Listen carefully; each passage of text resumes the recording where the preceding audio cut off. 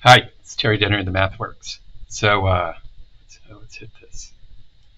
So my most recent videos have been kind of concentrated on this flight simulation model. And so I got this nifty little jet here, and it's essentially a vertical takeoff vehicle, but you can see it's got wings. And so as it starts to move, all of a sudden you're generating that lift aerodynamically too.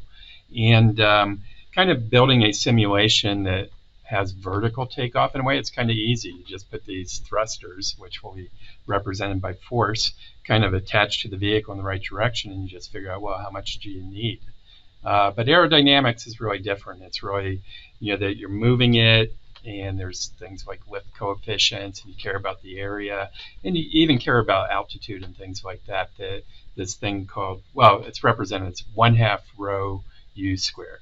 Rho being air density. But it's that aerodynamic pressure that gets formed by movement. And that's leveraged quite substantially in the way flight vehicles work.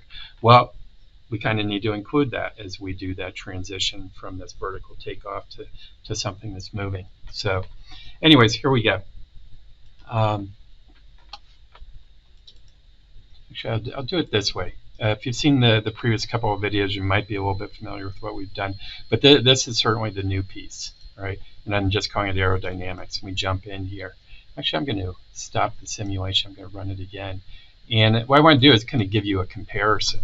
Right? And so I'm going to hit 0. So we're going to essentially zero out that air velocity, which will ultimately lead to 0 lift from each air, flight control surface, or each flight surface, and 0 pitch moment too. And pitch moments are really important.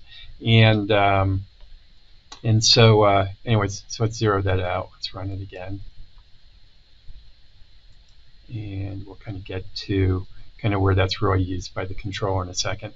But while we're here, I'll just kind of show you the basics for what we're doing for the aerodynamic load. So we're taking that velocity in right there. We're squaring it, so essentially dotting it with itself, and multiplying it by air density. So at this point here, we have a calculation of rho u squared, air density times velocity squared. Probably should have a 1/2 in there. I don't think I've included it here, have I? No. So it might have a little bit of an error there that we'll kind of get back to, and that's why kind of verifying and validating your model against any really credible comparison you can is always a good thing to do. But we're still kind of seeing the basics here, and so then we multiply it by a surface area. Then we have a lift coefficient right there, and when I'm talking about pitch moments here, I'm talking about we're still kind of modeling that flight control surface. Is essentially the receiver mostly of a normal force, but that location of that flight control surface relative to the overall air vehicle, well, that certainly will, create moments.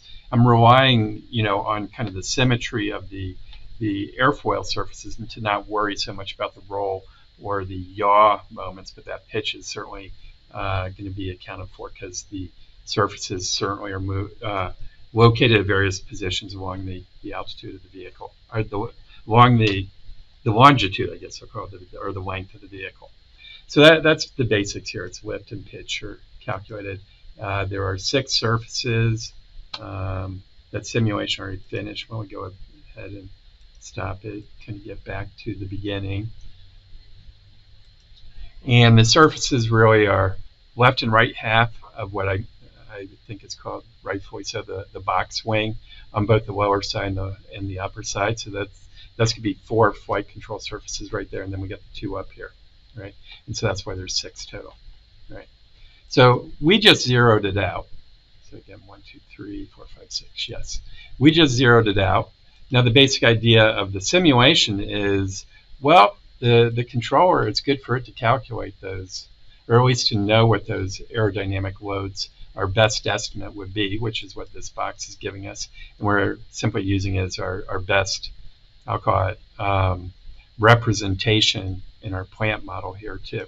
And so then when we get into the plant model, there's all this kind of stuff that I'm always doing, which is convert it into a vector and kind of get it into the mechanical model. And let's see here, naming's always harder than you think.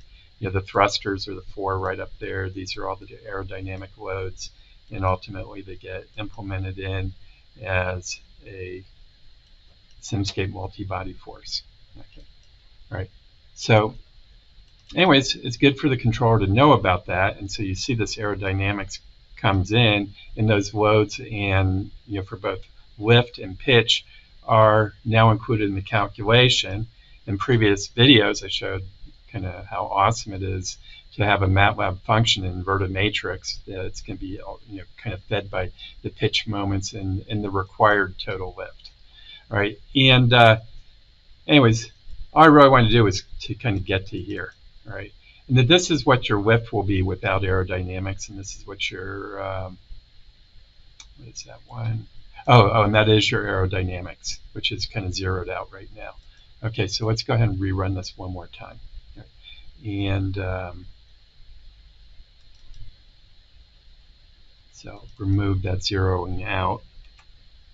You'll see I'm using the same lift coefficient for all 4 aerodynamic surfaces, and it's a lift coefficient. It also has been kind of nominalized. Is that the right word? But essentially,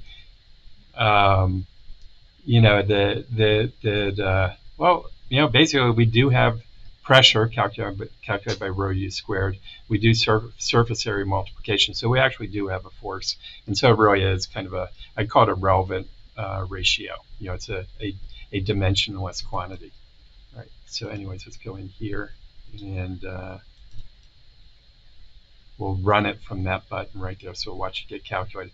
But the main point is, aerodynamics and why you have lift vehicles which then can transition into more conventional aircraft is that those wings are kind of nice.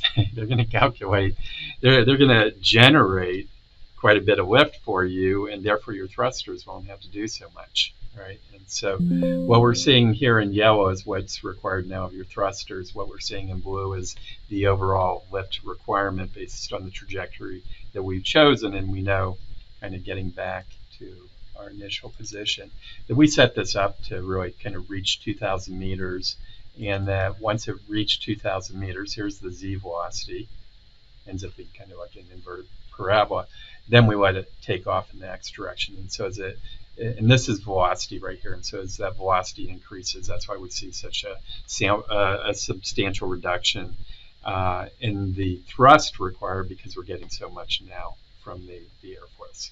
So anyways, just wanted to do a quick video and just kind of show the concept of how you include kind of vertical thrusters with aerodynamic surfaces and how these aircraft ultimately work. Thank you.